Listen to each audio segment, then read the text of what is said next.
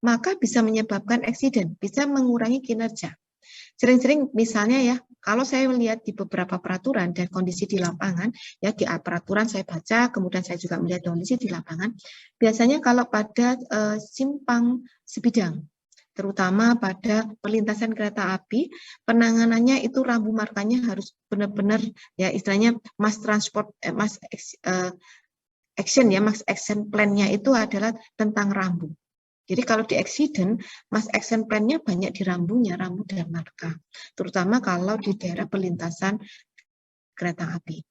Ya, makanya beberapa syarat untuk apel ini apa? Yang pertama adalah memenuhi kebutuhan tertentu. Contohnya apa? Di sini banyak kecelakaan ya. Kemudian maka di situ tidak boleh stop. Ya.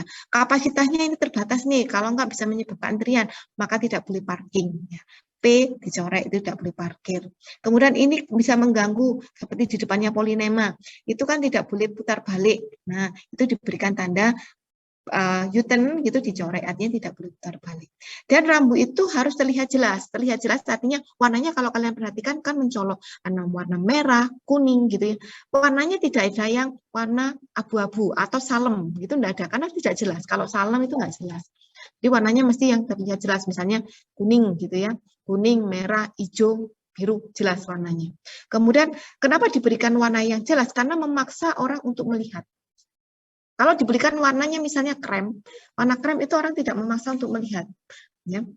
Kemudian ada maksudnya tertentu, kemudian maksudnya harus disampaikan secara jelas, dan itu harus dipatuhi. Ada waktu yang cukup untuk menanggapi. Jadi kalau kalian perhatikan rambu, sini aja ada contoh rambu kalau nggak salah saya di atas saja deh. Contohnya rambu ini, ya, rambu seperti ini, ya. Contohnya yang ini ya, yang pertama nih rambu atau ada rambu larangan stop, larang masuk, stop gitu ya, nggak boleh dilewati. Kamu kalau sudah lihat tanda ini tidak perlu waktu sampai 1 menit, tapi cukup dilihat mungkin 2 detik. Oh ini saya nggak boleh masuk. Jadi waktu untuk menganalisa rambu itu jangan terlalu lama, karena di jalan itu ada, kalau kalian mendesain geometrik itu ada namanya waktu PF, ya.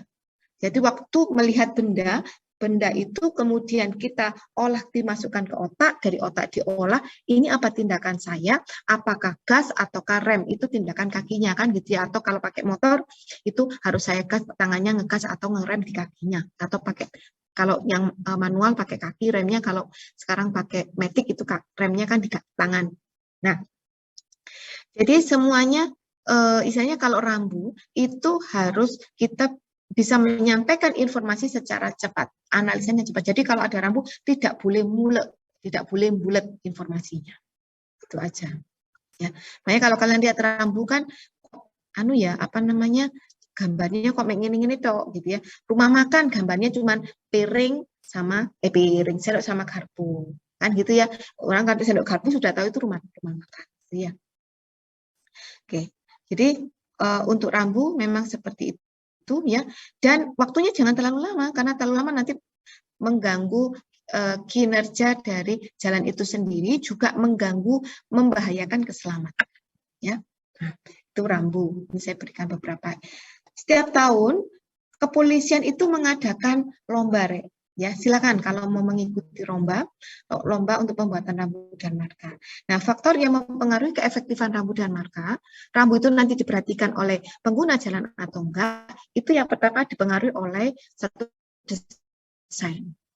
Desainnya harus pas. Pas itu dalam artian waktu untuk melihat itu, jadi begitu lihat orang memaksa ya, harus melihat, harus memperhatikan, kemudian untuk menganalisa juga tidak terlalu lama. Lokasi, penempatan lokasi jangan terlalu jauh dari titik objek yang akan kita tuju. Misalnya, ini dilarang parkir adalah di lokasi, misalnya di depan Politeknik, dilarang parkir. Kamu memberikan informasi dilarang parkir itu di jembatan. Itu nggak akan diperhatikan sama orang. Asumsinya orang, berarti nggak jembatan itu nggak boleh parkir. Nah, kemudian ada seragaman kepenggunaan. Seragam artinya dari mulai dari Aceh gitu ya sampai di Papua harus seragam. Pokoknya kalau P dicoret itu berarti dilarang parkir. Tidak ada perkecualian. Oh, ini di Malang P dicoret itu dilarang parkir, tapi ini Blitar ora gitu. Tidak boleh. Harus ada keseragaman. Kemudian ada maintenance dan ada standar. Standar ini yang ada aturan dari perhubungan ya, Menteri Perhubungan.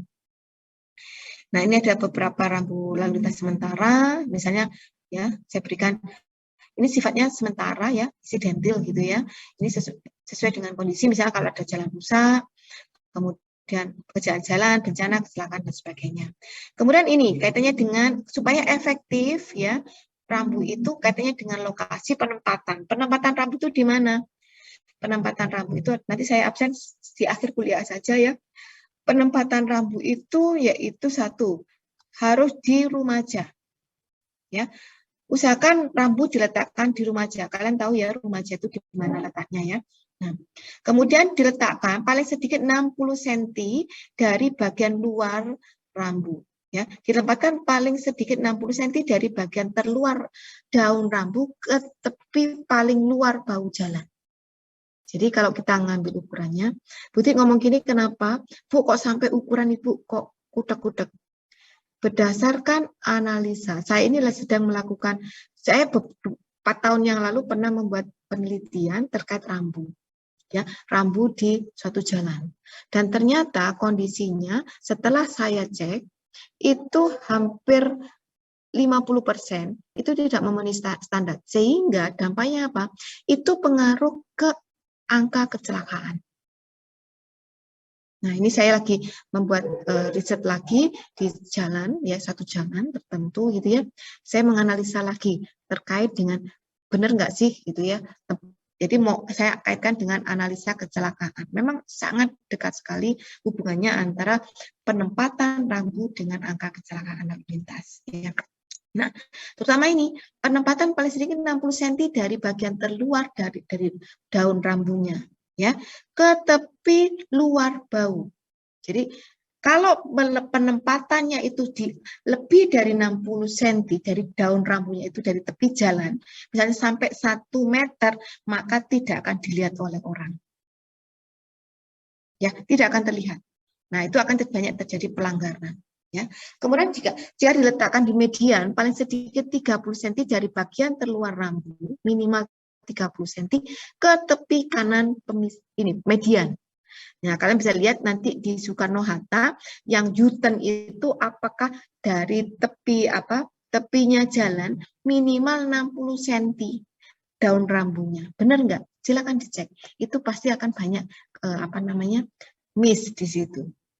Ya, ditempatkan dari sisi jalan yang paling tinggi ya rambu itu supaya terlihat, karena kalau kita letakkan di pendek orang nggak kelihatan karena terkait dengan driver itu bisa melihat secara jelas nggak. Kalau nggak jelas nanti rambu juga tidak akan berfungsi secara efektif. Sekali lagi kalau kita flashback lagi terkait dengan materi di dalam geometri jalan, kita itu mesti ada namanya PF. Jadi kalau misalnya driver bawa kendaraan ini, mesti kita kan nggak mungkin lihat rambut itu sampai angu-angu, itu kan nggak mungkin. Jadi posisi dengan standar kita bisa melihat rambut itu secara jelas. Jadi sudut dari driver itu sudah dipertimbangkan. Ya. Oke, kemudian dari lokasi sudah ya, ini rangkumannya di sini. Kemudian ini tadi sudah.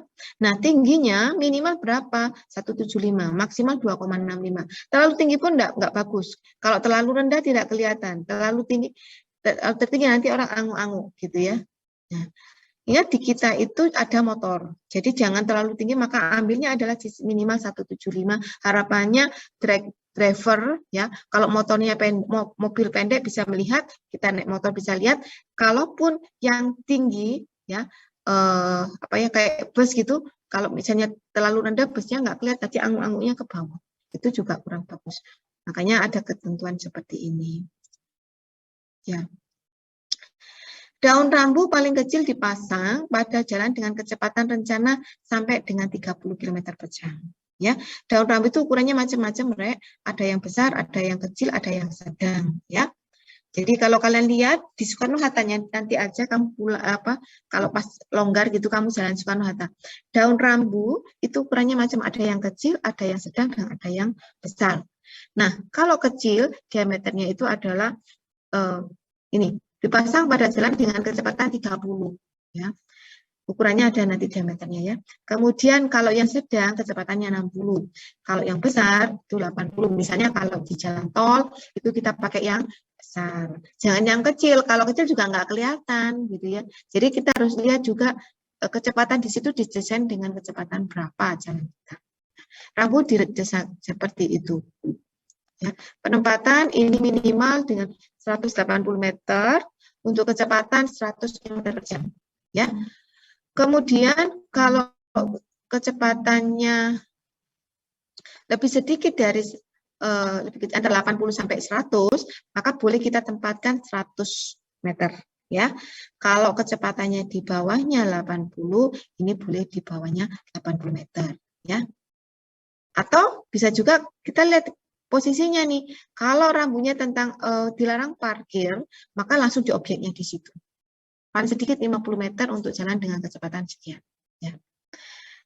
Ini ada beberapa rambu, kecuali jadi ada kondisi. Maksudnya rambu yang di sini yang mana Bu? Misalnya kalau ada penunjuk untuk ada traffic light. Nah, kecepatan di situ, misalnya di Soekarno-Hatta nih kita mau ada traffic light gitu ya. Nah, penempatan ada traffic light, ya. Saya posisi rambunya dari traffic light itu berapa meter sebelumnya. Kalau kecepatan rencananya 60, maka 50 meter sebelum rambu, sebelum traffic light itu dipasang rambunya. Itu maksudnya, ya. Kalau rambu larangan sedekat mungkin, ya. Misalnya tidak boleh masuk, itu ya pasti lokasinya. Ya. Boleh diulangi lagi di per 30 meter. Ini ada di pasal 43, pasal 46. Nanti silakan kalian download peraturannya, PM-nya, peraturan menterinya. Kemudian dapat diulang penempatan larangan itu 250. Ya. Rambu untuk atas jalan yang lurus tinggi minimal 1,75, posisi diputar 5 derajat menghadap ke jalan. Nah, kalian bisa perhatikan nanti ya, untuk evaluasi benar nggak nih jalan saya itu posisinya seperti ini. Hanya tidak ada kemiringan sedikit. Nah, kalau tidak ada kemiringan itu nggak efektif. Nah, harus ada kemiringan sedikit sekitar 5 derajat supaya driver itu bisa melihat jadi secara jelas. Harus ada agak maju dikit gitu 5 derajat ya. Kemudian untuk rambu pengarah tikungan diputar 3 derajat. Nah, ini aturannya ya. Untuk pengarah tikungan ya, kalau ada belokan itu diputar 3 derajat. Diputar 30 sampai 45 derajat menghadap permukaan jalan dari posisi tegak sampai arah lalu lintas. Ya. Ada beberapa ketentuan. Silakan kalau ada pertanyaan terkait dengan rambu. Saya tentukan. Kalau ini markanya untuk peraturannya coba saya ambilkan peraturan dulu ya.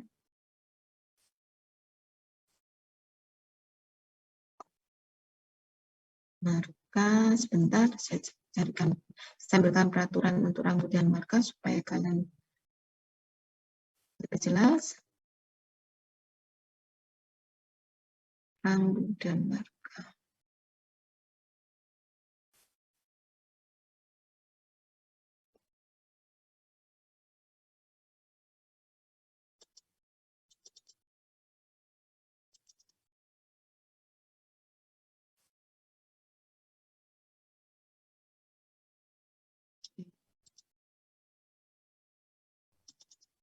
Nah, ini untuk rambu.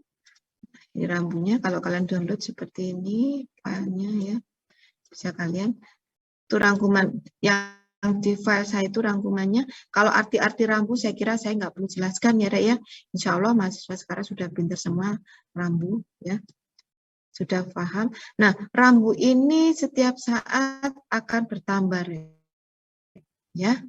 Setiap saat akan bertambah. Menyesuaikan dengan kondisi dinamika di masyarakat ya. Contohnya, kalau dulu rambu untuk wisata itu tidak ada, sekarang sudah ada ya. Kemudian ini banyak sekali ya. Jadi makanya setiap tahun kepolisian perhubungan itu mengadakan lomba untuk rambu. Ini rambunya tentang apa? Itu ada. Jadi rambu itu tidak hanya untuk yang seperti ini saja, macam-macam sekarang. Banyak sekali. Setiap tahun itu istilahnya bertambah terus, maka namanya buku peraturan menteri itu berubah terus karena memang dinamika dari masyarakat. Kalau kalian perhatikan hurufnya pun ada yang besar, ada yang kecil, ya, semuanya ada di sini. Ya. Nah, ukuran rambu, ukuran huruf pun itu diatur. Kalau kalian perhatikan, ya. Nah, ini seperti orang tes mata gitu ya. Nah, ini untuk ukuran standarnya seperti ini daun rambu itu, ya. Untuk yang kecil, ya. Kalau ukuran standar, kalau yang kecil seperti ini, kalau yang besar seperti ini, gitu ya. Nah, ini A-nya itu yang ini, B-nya sini. Kalau yang sedang ini 60, ya. 60 cm, ya. Ini lebarnya, ini juga 60 cm. Kemudian kalau besar 750. Ini tadi saya sampaikan untuk rambu ukurannya ada kecil, sedang, dan besar. Besar dan sangat besar. Bu, kalau sangat besar, bisa nggak Bu digabung gitu ya? Bisa. Ya, seperti di depannya Matos, ya, di depannya UM, itu dipasang 2 rambu. Artinya, masyarakat kalau yang tidak agak jauh, itu mungkin seperti bus gitu ya, di mana dia harus melihat posisi ada 2 kali rambu gitu ya, misalnya rambu stop gitu ya. Nah, sampai 2 kali, karena untuk bus mungkin untuk melihat yang di bawah itu nggak kelihatan, diberikan rambu yang di atasnya. Sebaliknya, kalau yang kita pakai driver mobil kecil-kecil, kalau lihat letak di atas itu harus dangak gitu ya, maka diberikan yang di bawahnya. Seperti itu. Seperti ini ya, ada beberapa ketentuan daun rambu. Nah, ini cukup efektif ya rambu. Kalau dulu hanya 1 ukuran, sekarang itu enggak. Sudah diberikan macam-macam dan untuk hurufnya pun dibuat ukurannya ya, standarnya berapa itu ada. Nih, seperti ini semuanya. Ini untuk kereta ya, pelintasan yang sebidang ya, anti ruas dengan apa namanya? Rel kereta api. Nih, Bu, pengaruhnya apa? Kalau ini saya kecilkan, tidak kelihatan bagi pengguna jalan, ya, terutama untuk driver. Makanya diberikan seperti ini ketentuan, supaya harapannya mengurangi angka kecelakaan, ya. Ini huruf juga seperti itu. Jadi sangat-sangat detail. Nah, rambu yang terbaru itu adalah rambu tentang pejalan kaki, pejalan kaki untuk goes gitu ya, itu ya, jalan mengikuti yang baru ya, kondisinya bagaimana ini kemah gitu ya, sudah ada semua. Jadi kalau kalian perhatikan, loh ini kok rambunya apa, ini lambangnya apa. Ini kalau orang buat obat itu kan pakai ini ya, ini pasti untuk kesehatan, ini untuk melembutkan, menghaluskan. Nah, SPBU seperti ini ya, dan seterusnya. Untuk makan, rumah makan cukup sendok dan garpu, tidak perlu kasih piring, kasih ayam, tidak perlu. Ya. Sudah seperti ini, sudah orang bisa melihat. Nah, kemudian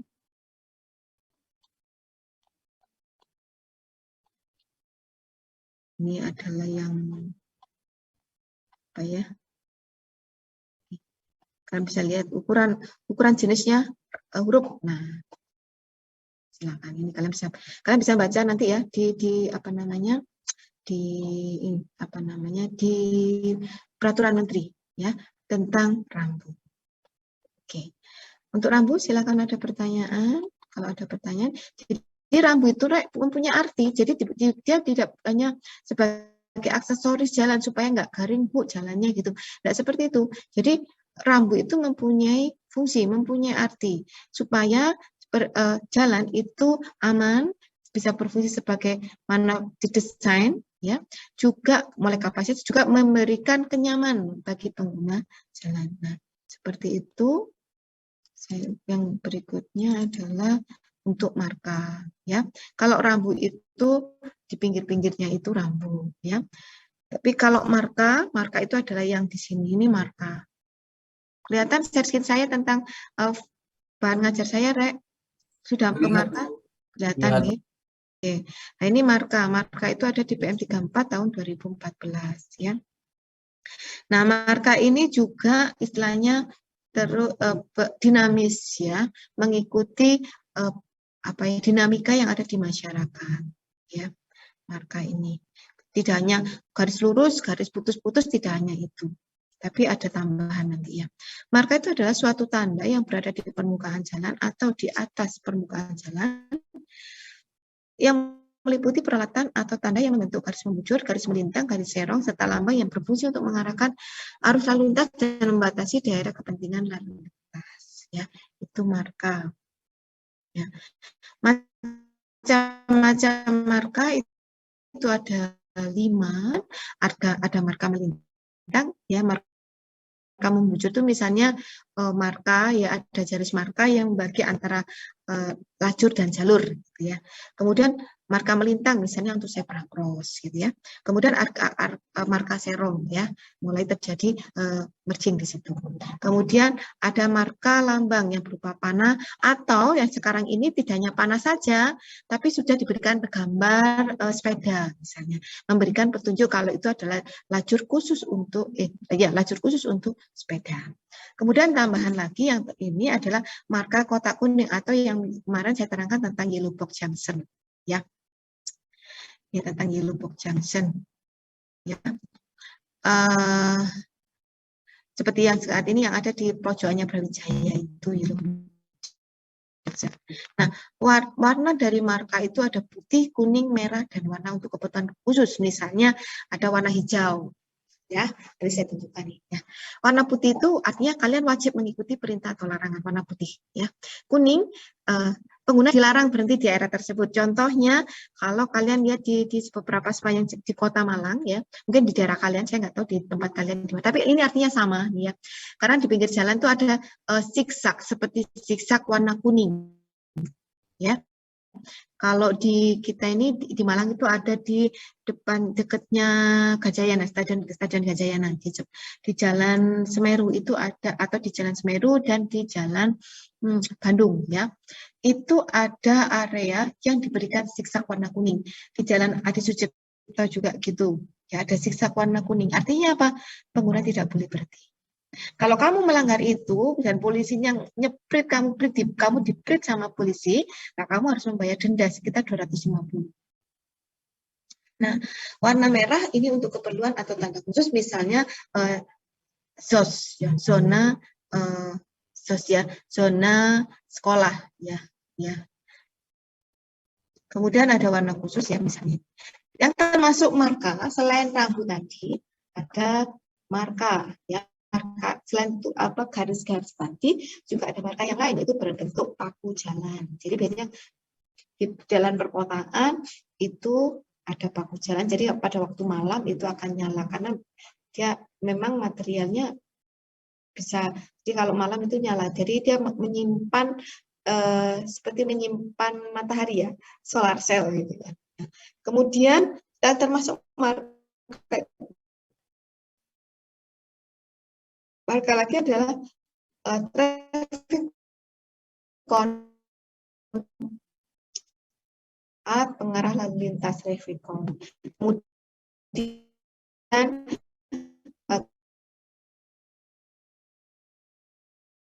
concrete barrier